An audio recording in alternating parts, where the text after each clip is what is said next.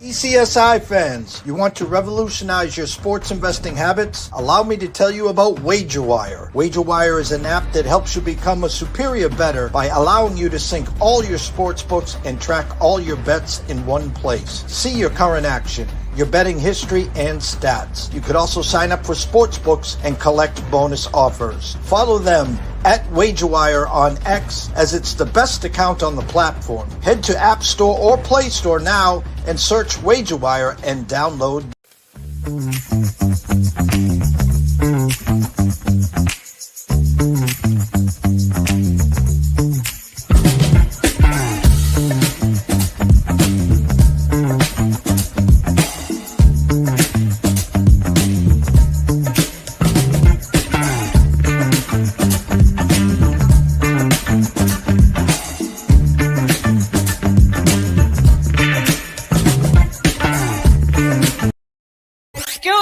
DJ. Hey, check this out. We got a great show coming your way.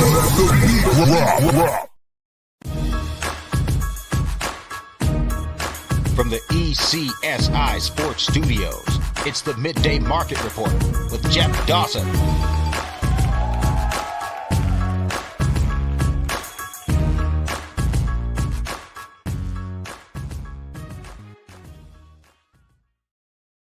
Good afternoon, sports fans from all around the globe. I am the host, Jeff Dawson, East Coast Sports Investors, and welcome to a special Thursday edition of the Midday Market Report with good friends and colleagues, Mr. Matt Grissom, Mr. Quentin Mills. You guys know them as the NCAA Insiders, live from Omaha. The only thing we're missing, live from Rocco's, and we could have had a few Jello shots, but be too noisy there. Blessed to be year number 4 with the boys, where they started to where they are today and where they're going. Just simply blessed and proud of these guys. Don't want to say they put college baseball on the map, but they put college baseball on the map. They're carrying it. People have added, they're grabbing it year after year, and now here they are again back in Omaha for the Final 8, and we got some great matchups, so we're going to talk to them in a second. First and foremost, a shout out to our proud sponsors and partnerships. It's WagerWire. Head on over to Google Play, download the app. It is free. AtlantaSteaksandSeafood.com. Use the promo code BESTDAD and get 6 free Ragu burgers with an order of $2.99 or more. And our newest partnership, wagerbird.com. Use wagerbird.com/ECSI and enjoy the fun. So without further ado, let's bring them in, Mr. Matt Grissom and Mr. Quentin Mills. What's up, boys? Good afternoon, Mr. Dawson. Live from the Chuck. It's the happiest place in college baseball. I'm just looking at you guys as real backdrops, and it's phenomenal. Here we are, year number 4. Correct me if I'm wrong. I want to say 3rd year in a row in Omaha. 3rd year in a row. Yep. We're going on 6 for me, 3 for Matt. Yeah, the only thing we're missing a couple years back was a Q there first weekend. And now I'm going to go back because the Florida Gators were there, right? The year they won. Oh, yeah. Yeah, that was not a good choice for the household, but it was a good choice for the brand. And I don't regret it. I did get to see the only game they won in that series. So Matt jinxed me, stole a title from my pockets, but I'll forgive him. Guys, we start in January. The guide comes out. We go through the regular season. We talked about UCLA all year. The team to beat, they just don't make it out of the regionals. We get to the super regionals last week. I'll start with you, Q. Bring us back to the supers. Surprises, not surprise, and what you expected. I think the surprise was how bad Kansas performed. They beat Arkansas in a pretty heated regional series. Felt like they had the momentum, right? It's kind of like, oh, maybe this is the Jayhawks year. No, sir. Oklahoma Sooners came rolling the wagon into town, screaming Boomer Sooner. and it was an onslaught. I mean, they were just every expletive. I mean, they just handled business. It was a murder scene there. The Jayhawks, the birds were just laying everywhere. That was my surprise. Oklahoma riding into Omaha after a pretty up and down year in SEC. But hey, give it to Skip Johnson. The boys never settled. So that was mine. Yeah, and the funny is a lot of people, most people didn't have them getting out of the regionals. They beat Georgia Tech, and as you said it best, here Kansas riding the high, riding the emotion, riding the home field, beating Arkansas. Pretty decent favorites against Oklahoma.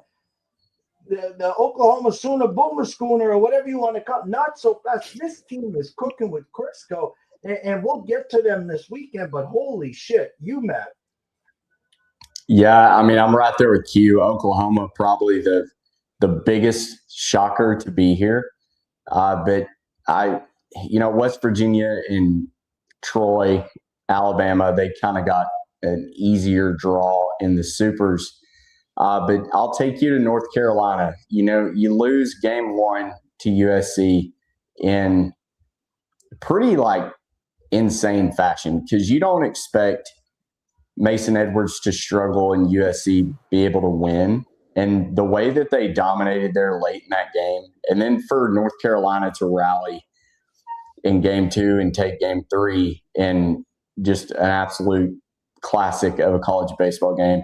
I think that just really shows the grit, the pitching depth for North Carolina, the timely hitting, the things that maybe don't show up in every box score that makes North Carolina such a dangerous team. I mean, they're a short shot the last time I looked to win it all, and I think rightfully so. I think it's going to be a great game Saturday night with North Carolina and Ole Miss, two teams that really play a lot alike. And I think that's going to be exemplified even more here in a bigger ballpark.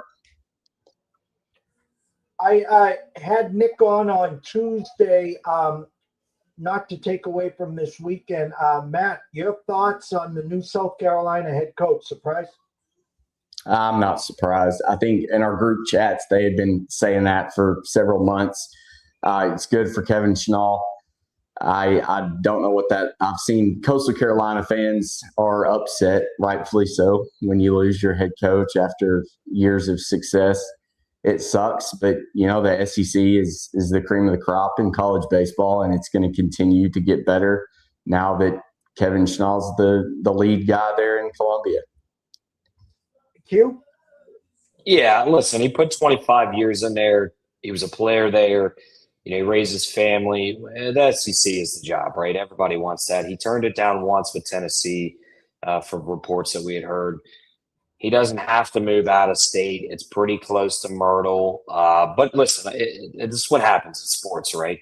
You got to move on. And Coastal, let's redirect your hate, not necessarily the school, the fan base, and go fire up the next guy. Keep that money coming to the program. Keep that place rejuvenated, motivated. The two names I'm hearing is Coach Oxendine, an assistant, I think would be a fantastic promote in place. Chris Lemonis, right? He's been there in the SEC, won a national title. He has that experience. He's from Myrtle Beach. He's familiar with the area. So I don't think Coastal is going to make a bad hire. I think they're still going to be able to put their program up for success. But listen, it's just going to be a different era. It happens. It's the game of baseball. Thank Kevin Schnall for what he did. We got to see him. He was very gracious to us out here last year. And best wishes, except for when you play the Florida Gators. Shout out to Kane's Cat Heat 305. He gave you a little fire me up, Omaha. See you, gentlemen. The Mecca, what a view. That's it. And then he adds his little VCU. What do you say? VCU coach is also not a bad option. Up and coming, for sure. I'm on DraftKings now. Let's start backwards here. Nothing has really moved to win the College World Series. Georgia and North Carolina plus 275, Texas plus 300, West Virginia plus 750. Grabbed a little something not too long ago at plus 1900. Thank you. Ole Miss now plus 800. Alabama plus 1,400. Oklahoma 1,600. Troy at 3,500. I think I know where Matt's going. Matt, I threw you $100 here. I just Venmo'd you. Wink, wink. Who you putting it on? That's tough because I've been so Georgia, but last week showed me a lot of red flags for the Bulldogs. We can talk about the park. I mean, everybody knows that it's a lot bigger than Foley Field, and the ball was flying out for both Mississippi State and Georgia. But what Mississippi State was doing was attacking Georgia's weakness, which is their pitching depth. Yeah, they've got a lot of guys, but they don't have like the guy outside of Caden Aoki who you can put out there and trust that he's not going to give up 4 or 5 home runs. Now, do I think Texas is going to be able to hit that? No, but Texas dominates in pitching. You have two polar opposite strengths here. You have Texas's offense is good, so don't let me say that their pitching staff is like number one by far in the whole field, and their offense is number 2. Georgia's offense is number 1. Their pitching staff is like 5th. So it would be tough for me not to want to bet Texas right now if I didn't have anything in pocket. Plus 300, I know it's not a ton of value, but overall they're the best team, most complete team in the field. I'm 1 for 1 on that one. I was right there. All right, Q. Wink, wink. Just Venmo'd you 100. Where you putting it? I'm going to give you another side of the bracket since Matt covered that one really well. I would say Ole Miss. Ole Miss has been here in 2022. They have a guy named Hunter Elliott who won the finals. He went 2-0 that year as a true freshman. Look at the numbers, and they weren't the greatest in his career at Ole Miss this season, but he's kind of that guy that has gotten really hot late. He's pitched well when they needed him to. Taylor Rabe, Cade Townsend, phenomenal bullpen. And then while their batting average is team 270, they have the ability to steal some backs. They could play the small game, but they also have some pop in their bat. Tristan Bassetta, Will Furnace, Dom Decker. Like, those guys remember. Dom Decker was here last year with Murray State. Bassetta's a big bat. You know, they have some guys that can take the ball out of this park as needed, but they also, to me, have the pitching. Whereas, you know, Matt said, hey, Georgia has the bats. This park does play a little bigger. Maybe some of those home runs at Foley Field don't translate here. Maybe they're warning track outs. It's to be determined. But the pitching, right? You need pitching to go that deep. And I think that's where Ole Miss on the other side of the bracket 1, has the advantage because not only have they had a guy that's already been here, but they have the depth. And so I think Ole Miss was at plus 800. I think there's some value there still. 5 SEC teams, 3 non-SEC teams. North Carolina, the co-favorites at plus 275. I like to say West Virginia, the Cinderella story at plus 750. And then no disrespect to Troy. I'm not. They're just playing great ball. I'll say this on record. I outclassed, meaning this is the big stage, and they've had an amazing season. I don't expect them to pull a Coastal Carolina, and we're sitting here next Sunday, Monday, Tuesday, and they're in the finals there. The easy way out, Q, is obviously if one of those was to stand, I assume would be UNC. I guess where I'm going here, does West Virginia get a shot here? Yeah, I think certainly. They're pitching. I mean, Montesa, Ian Korn, Jansen Cole, you know, they have the dudes. The offense has been swinging lights out. Now, does the trip cool them off? We'll see. Steve Saban's fantastic coach. You know he's going to have the boys ready to play. They're excited to be here. And they were having some guys step up in that lower portion of the lineup. And that's what it takes. Your big-time players typically aren't the guys that are known here. It's always that 8 or 9 hitter that's stealing the show. I remember Ty Evans for Florida had 5 home runs in 2023, and he batted 238 for the season. And that guy's, you know, a record holder here. So for West Virginia, you're certainly well within there. You have the hitting at times, and then you also have the pitching depth. They could certainly come out of bracket 1 and see a finals appearance. No. Matt, the stadium, not long ball friendly unless they're going back to those mush balls or whatever. teams that rely on the long ball versus putting the ball in play, finding the gaps. Give me the team that the field and the home runs is going to hurt, and give me that one team that you think stands out that this park is ideal for them. I think Alabama, it could perform really well here. They've got a really deep pitching staff. The offense hasn't really been clicking. They're dead last in WOBA and WRC plus in the field. Same for average and OPS. But I think if they can move runners on the bases, they don't have to worry about Oklahoma getting into a track meet where they're scoring, 10, 12 runs a game like we saw in Lawrence. I think the pitching staff's going to be able to cool them out. And interestingly enough, we're getting matchups that we didn't see, even though all 4 SEC schools are on the same side of the bracket. Alabama and Oklahoma didn't play a regular season series. Texas, Georgia didn't play a regular season series. So it's two teams that haven't seen each other, and they're going to throw their best guys on the opening night. So I think when you look at who could actually make a run into the winner's bracket, I think even as hot as Oklahoma has been playing, I think Alabama's pitching staff, Tyler Fay, has been phenomenal through the postseason. So, and really all season. I think Alabama tomorrow or Saturday is worth a look. I got the games up. We're going to walk right through them here, guys. Matt, I'll stick with you. The opener, Troy, West Virginia, tomorrow at 2 on DraftKings right now. West Virginia minus 230. You can get Troy plus 175.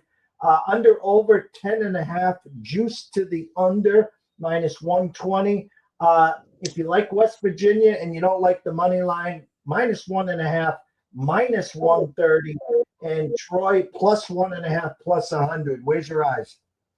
Yeah, I laid it with West Virginia. I know it was a steep price at minus 210, but as far as somebody winning game one, and no disrespect to Troy, I mean, they're hitting the ball really well. I just don't think that the pitching, it's going to be something they haven't really seen through the super regionals for sure. They did a great job in that Gainesville regional, but I just think they're going to run out of gas. The moment may be a little too big. I think West Virginia is focused. Whoever they throw between Chanson Cole and Max Yell, I think they're going to go out and give 6-7 innings just like they have all season long. And to Q's point earlier, like West Virginia, I think he's hitting 475 or 425 through the postseason. Lumsden, he bats 8 or 9 in that West Virginia lineup. Like it takes guys like that are absolutely catching fire. Ben Lumsden, but he is proof of why those deeper lineup guys can make such a difference in the postseason. You never know who's going to get hot. Gavin Kelly said today in the press conference, their roommates, they're right now leading the team in OPS over the last 10 games, weighted runs created, everything. And Saban's led to it earlier. He said home runs, if you look at our home runs on the year, yeah, we don't have a lot, but they've hit most of them in the back half of the season, which is a really good sign when you're playing some of your best baseball late in the season. So I just think West Virginia should roll. I'm going to give you the game of potentially the week. Actually, the last 3 are real great games. North Carolina, Ole Miss, 7 o'clock tomorrow night. North Carolina minus 160. Ole Miss plus 124. They've been a cash cow, especially as dogs. Over under 8.5. Juice to the over minus 120. Kind of reading the market. First 1 to 5 probably wins this game. North Carolina minus 1.5 plus 120. If you like Ole Miss, not sure, but you like them to cover the run line, plus 1.5 minus 154. Yeah, I played money line and on that one. I like Ole Miss. Sorry, I'll let Q take it over. I was just going to say, I'm with Matt, everything he said on minus 210 West Virginia. The question needs to be asked, did Gavin Kelly and Ben Lumsden build bunk beds? Is that why the success is there? They have more room for activities. Kudos to them, but I'm on them. I took Ole Miss plus 130. I think Matt's on that as well. Listen, nothing against North Carolina. I just think Ole Miss is playing extremely good baseball. I touched on it earlier. They have the pitching to contend with North Carolina. No matter who UNC throws, it's probably going to be DeCaro. I don't care who he's going against. Ole Miss is going to match that. It's probably Hunter Elliott, in my opinion. When you look at the offensive side, UNC kind of struggled against Southern Cal. Now, granted, good pitching team. But then when I looked at a team that didn't struggle was Ole Miss. They were able to battle against a quality pitching staff from Auburn, and they were able to score runs in timely manners. So I think Ole Miss is the play. I think this should have been closer to a pick 'em. So I'm going to take the plus 130 dog, Ole Miss Rebels. And then also, call me crazy, I think this game's going to go over. I think you're going to catch a slow start and then a couple runs there late in the 7th, 8th inning that are going to put this thing over 5-4. Win on the hook. I like where your eyes are there. Matt, same side on that one? You going with the plus money on the Rebels? Yes, I am. I think it's going to be Hunter Elliott and Jason DeCaro, two great pitchers. We'll see how long they can go. But knowing that Ole Miss has Walker Hooks and North Carolina has Walker McDuffie, I'm going to have to go opposite of Q there. I think that one is going to be a dead under game. Maybe the first 1-3 wins that. It'll be 5-3. Right on. Saturday, we got two classics here. Matt, at 3 o'clock Saturday, Oklahoma, Alabama, currently basically a pick 'em. Bama minus 120, Oklahoma minus 110. Straight 10. Right now, juice to the under minus 120.10. If you like Alabama run line minus 1.5, you get it plus 150. If you want Oklahoma plus the 1.5, a steep minus 195. Yeah, I'm going to stick with the Tide here. I just think Tyler Fay is going to be able to handle the moment a little bit more than I'm assuming Oklahoma is going to throw Cord Rager. He's pitched really well through the postseason. I just have a hard time believing that Oklahoma can continue this offensive dominance against SEC pitching. They struggled through the regular season for a reason through SEC play. So I'm banking more on the fact that they return to their normal than to continue this streak through the College World Series. And that may blow up in my face, and Alabama could end up scoring 10 runs against them. Who knows? But what I do know is Tyler Fay is a phenomenal pitcher, and I just don't think Oklahoma scores enough runs to win it. Q? I think Matt just sold me like a used car salesman on the Alabama Crimson Tide. Tyler Fay, he's a veteran. He's been around for a while. The same thing, Cord Ranger, I believe he's a freshman. Correct me if I'm wrong, Matt. I think the moment could get a little big here. It's exciting. And listen, Alabama does have some swingers. Brady Neal's hit the ball really well. Justin LeBron could take it at any park. The biggest thing for Alabama is limiting the errors, i.e. Justin LeBron. I think he led the country in shortstop errors. So, if they can just minimize the defensive miscues, I think Alabama should be able to take this game. Yeah, Rager is a freshman. Xander Mercurius is a freshman.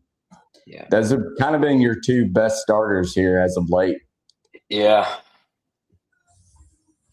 Under the lights Saturday night, I think the winner of game 1 here will be playing next weekend on one side of the bracket. Currently, Texas minus 135. The Bulldogs of Georgia plus 105, 10.5, 115 either which way. Texas minus 1.5 plus 124, and Georgia plus a 1.5 minus 160. I'll start with Q. I have not made a bet on this. Part of me wants to just enjoy it, so I'm not getting irritated either way, because I think it could go either way. But if I had to lean, I do think Texas gets it done. It's Volantis on the mound against Volchko. I think Volantis is going to be able to go 6+ innings, and then you bring in that bullpen. Cozart's going to close the door there. I think both teams will be able to score a little bit on each other as the game gets going. But I think ultimately Texas comes out on top and sticks to the winning side. Matt? Yeah, so I think the toughest part is trying to figure out, like, Volantis struggled last weekend against Oregon, but they were able to get out of it. Like, Oregon stranded 17 runners or something that were in scoring position through that super regional. I don't think Georgia gets that knack. Like, I think they're going to be able to manufacture runs. Again, they're the best offense in the field. It all depends on Volchko, in my opinion. Texas swung the bats really well, but they haven't really all season. So it's very interesting to me if they're going to return more, like I said with Oklahoma, return to that midseason form, or if they're going to keep playing to the level they are. I think Volantis probably has a bounce back game. Volchko needs to be more accurate. I mean, he needs to sit in there 5-6 innings and be able to throw strikes, and then put in Matt Scott or Bird or Brown, whoever, after him. But I think Texas is built more to be able to come up from the losers bracket, where Georgia, if they drop game one, I think they could go 0-2. It's a very interesting position to be in, because the line for the single game is telling you one thing, that Texas should win, but the futures market is saying Georgia is probably going to be the representative on that side. So the logic doesn't make sense for the bookmakers out there, that because I don't think Georgia has a 3-man rotation. That if they throw Caden Aoki in a closer role, and you have Dylan Bigue, who we don't even know if he's completely healthy after taking that line drive that took him out of the game last weekend. So there's a lot of question marks for me with Georgia's pitching staff. And Texas is the complete opposite. I mean, they've got Grubbs out, but other than that, I mean, Cozart can come in and give you 2 or 3 innings of shutdown closer stuff. They've got Luke Harrison. They've got Ruger Riojas, who pitched a great game last weekend against Oregon. And then they've got Dylan Volantis. And I think when you look at their pitching staff overall, you can see a team built to either go through the winner's bracket very easily or the loser's bracket. So I'm on Texas for game one. If Georgia wins, then that's going to help my futures. So I've kind of got an edge there. But if Texas loses, I'll be very interested to see what their odds shift to, because I still think they could come up from the loser's bracket. I feel like I tasted last year. You know, last year, the bracket 2 game, the Saturday night game, Arkansas LSU. I said LSU wasn't built to come from the losers bracket. Arkansas was. The winner of that College World Series was going to be the winner of game 1. And unfortunately, LSU won, and they ended up winning it all. But I think it'll be a fun sweat. If Georgia takes game 1, I'll be in a very happy position, because then I can bet a little on Texas' future. And Texas is built to come out of the losers bracket. I think, Oklahoma, Alabama, whoever loses that game, Texas will be a pretty good favorite there. And they just have the arms where, as you said, if Georgia loses, listen, you talk about snake bit, 2-0 opening weekend, and I still lose series. Last week, 1-0, and I still lose series. Just on the wrong side, bad luck, whatever it is. But as you said, and it was great eyes, because that's what I do here, reading the market, Georgia plus 275, okay? But yet they're dogs opening day. I don't like them starting here, Matt, 0-1. Yeah, no, I'm completely with you. I wouldn't touch them. If they go down 0-1, I would be backing the loser of Oklahoma or Alabama to eliminate them. Q, thoughts on Texas, Georgia? Yeah, I think I'm with Matt. It doesn't make sense. I think Texas is built for the longer haul. If they're in the winner's bracket, I think they're on cruise control. I think out of the loser's bracket, they're still steering the wheel a little bit, but Georgia is just hands off the wheel. Carrie Underwood's playing in the background, asking for Jesus to come save me. So I think when you look at that, I think Texas is built better and in a better position heading into game 1 in terms of, well, if we win or if we lose, then this occurs. So I think to me, this is a Texas or no bet. But then I kind of am with Matt too. If Texas loses, I don't want to say double up on them, but give a good hard look at that future and see if you can't catch a little value. a little maybe over market overreaction. Yeah, because I can see it going exactly like this. You get Volsco and Volantis. If Georgia wins, then Texas is burned Volantis. So they're going to play the losers bracket, probably throw Ruger or Luke Harrison, depending on if he comes out of the bullpen or not. And then they get the rematch with Georgia, more than likely, who's already thrown Vig. And at that point, who do they turn to? Because if I'm Matt Georgia, Scott got touched up. I'm definitely trying to go 2-0. So you may throw Vig U and Aoki if that's a close game. So then I don't know who you can turn to in game 3 at that point for them. I think Texas could turn to Harrison or Riojas and then get that win and force a game 4. And now you're really looking at a Georgia pitching staff that's going to be grasping for straws on who they're going to pitch. All right, I'm going to put you both to the test. 1:38, June 11th. Matt, who's playing next weekend? I think it's Texas and Ole Miss. And we'll have a show next week with you guys, so I won't ask you to pick the winner there. Q, who's playing next weekend? I agree. I think Ole Miss comes out of bracket 1, Texas out of bracket 2. All right, and the big question everyone wants to know, I'll start with you, Q. Which school wins the Jello shot? Oh, so that one's a flaw, right? Because the longer you stay, the higher the number goes. I think Ole Miss can get it done. They'll be repeat champions. They won in 22 when they won a national title. Can they win 2026 Jello shot, Rocco's title, and the College World Series? We'll see. But I think Ole Miss will play a little longer than West Virginia, so I think they edge out the Mountaineers there. Matt? It's either West Virginia or Ole Miss, in my opinion. And it's whoever stays here longer. Yeah. I got money on West Virginia, Rocky Mountain High. Me and McAfee going to take this thing down here. So we can't thank you guys enough. I couldn't be prouder of you guys. I really couldn't. Year number 4 here. An amazing backdrop by both of you. I want to give a shout out to Canes Cats, Heat 305. He'll be catching up with you guys there. Have yourself an amazing weekend, of course. But before we let you go, Scroll has been going the whole time. Q, start him off.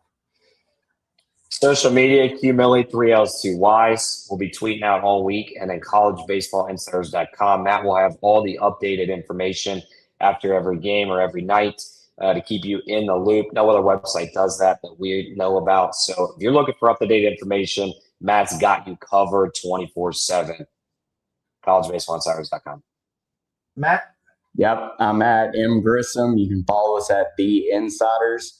And like you said, collegebaseballinsiders.com. It's $15. You get all the postseason coverage absolutely free, or for $15. And you can you get the updates for free. Yeah, all the scoreboard features, all that is absolutely free. Starting pitchers. And then we're working on another feature where we're going to be able to offer starting lineups, and you can see the aggregated stats for that starting lineup in particular. So it's a lot of good things happening over there. If you haven't subscribed, go subscribe. It helps us out tremendously and keeps us being able to continue to bring you guys some of the best coverage when it comes to stats and analytics in college baseball, which we all know is very hard to find. So I appreciate you having us on, and we're going to have some fun in Omaha. You'll have to make the trip out soon. I got it circled next year. So we're going to be doing live shows together next year. How's that sound? I love it. And last thing, Q, you got a recent spot coming up? 7:45 Central, 8:45 Eastern time in the morning. Going to be with David Ross, Jensen Lewis. Those guys have been incredible for having me on all season long. And we're going to keep it going through the College World Series, giving out winners. Guys, go follow them, please. College baseball's here. I will be getting some of the leftovers that didn't make it. I think next Sunday the Cape League starts, and then whoever starts to lose will start coming here to Cape Cod And then in a few weeks, we'll have the rest of the boys coming. But enjoy yourselves. Have an amazing, amazing time. Don't be afraid to light up Twitter, X, whatever we're calling it, with pictures, videos, expecting some Jello shots. And, of course, I assume someone, both of you, either one of you, any chicken tenders out there? Oh, we will absolutely. Last year I did Blatz. I'm going to find a new place. I might take Matt to DJ's Dugout. He's never been there. They're a team hosting spot, quality food. I got to look at the menu. If they have them, probably stay tuned. From myself, Jeff Dawson at EC Sports Invest, the one and only Q Millie. That's 3 L's, 2 Y's. And, of course, Mr. Matt Grissom at Grissom on X, at the NCAA Insiders, guys. Go follow the website. It's the best in the business, hands down. An amazing day, amazing show. Boys, have some fun. Guys out there, have some fun. Tournament starts tomorrow, and see you soon.